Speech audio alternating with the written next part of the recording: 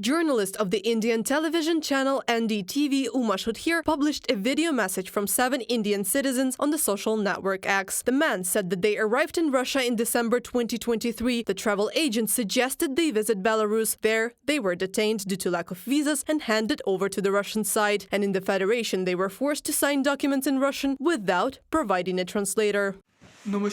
We didn't know we needed a visa. When we arrived in Belarus, the agent asked us for money and then disappeared.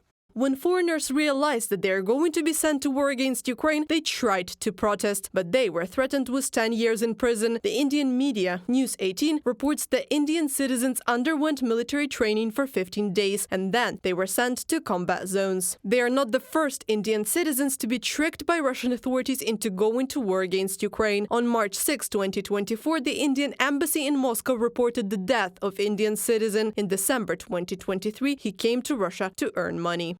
On November 13th, Asfan was forced to sign an one-year agreement in Russian, a language he did not know. He believed the mediator and agreed to it. Later, he realized that they were talking about participation in the war, but the intermediary assured him that he would not have to fight. Imran Asfan, elder brother of Mohammed Asfan, in an interview with The Hindu.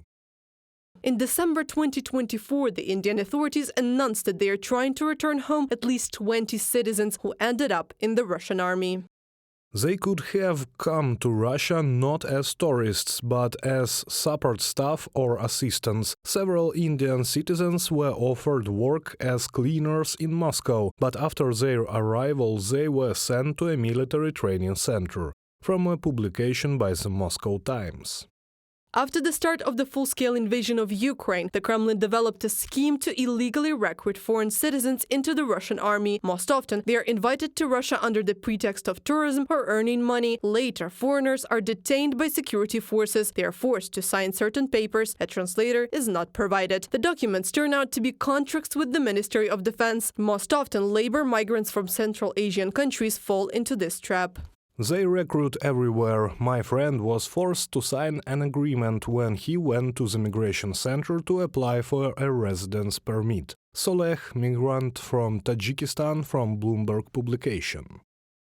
Foreigners are often offered to obtain Russian citizenship, and a summon or contract is attached to the passport. Им не поможет абсолютно никто. They must understand that no one will help them, no one will want to protect them, no one needs them, and it is a consumable item. It is easiest to mobilize those who will not have mobilized wives, who will not have human rights activists, who will not have embassies, who will not have anyone. They will simply be taken away and killed. Russian security forces are organizing raids on migrants. During such raids, summons are actively handed out. Favorite places for inspectors are warehouses, markets, restaurants and mosques. In Moscow region alone, according to journalists, after such raids, more than 350 people were mobilized into the army in 2 months. Reported by Anastasia Tarnavska, Yulia Granovska, UATV News.